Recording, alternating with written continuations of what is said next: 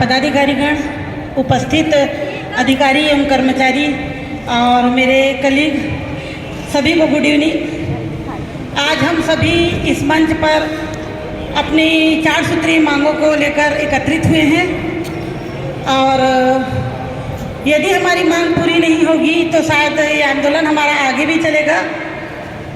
और लेकिन जो खान मैडम ने एक कविता बोली थी कि तिनका तिनका एकत्रित होकर एक घोंसला बनता है, तो उसी प्रकार मैं बोलना चाहूँगी कि जितने भी हमारे 110 संगठन के जो लोग हैं, जो हमारे फेडरेशन से जुड़े हुए हैं, जो भी यदि फार्म भरते हैं या जो नहीं भरना चाहते उनको भी यदि हमारे फेडरेशन में है तो कन्वेंस करें। और जब आते हैं तो सभी एक दूसरे को फोन के माध्यम से बोले और सभी को एक इंसान यदि 4 को लेके आता है तो हमारा पंडाल खाली नज़र नहीं आएगा। इसलिए जब भी यदि ऐसा चाहे 1 दिवसीय हड़ताल हो या निश्चितकालीन हड़ताल हो, तो जब तक हम संगठित नहीं होंगे, जब तक भीड़ नज़र नहीं आएगी, तब तक हमारी मांग ऊपर तक पूरी नहीं होगी। क्योंकि हमारे एक दिन का न्यूज़ जो हड़ताल का है वो ऊपर तक जाता है। क्योंकि लोग बोलते हैं आंदोलन करने से क्या होगा।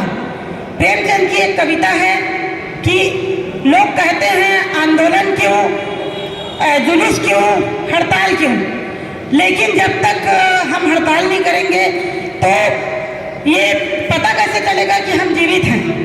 हम जीवित हैं, हम अटल हैं, क्योंकि हम अपनी मांगों को लेकर यहाँ एकत्रित हुए हैं।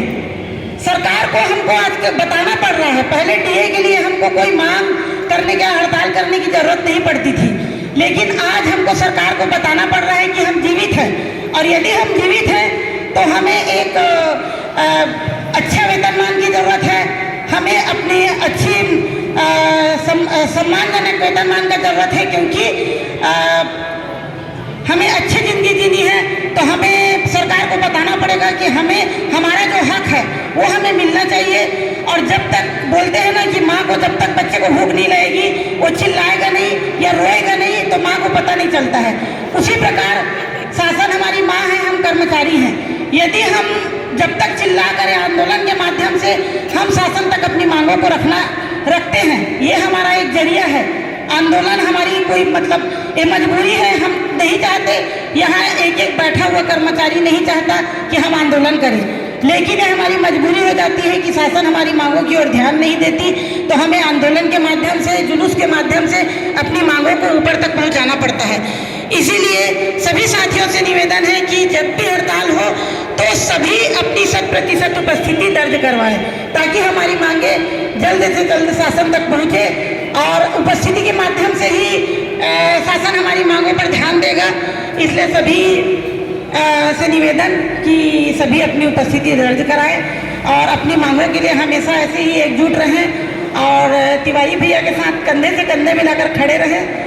बस मैं अपने अनुमोदन को ही समाप्त करती हूँ।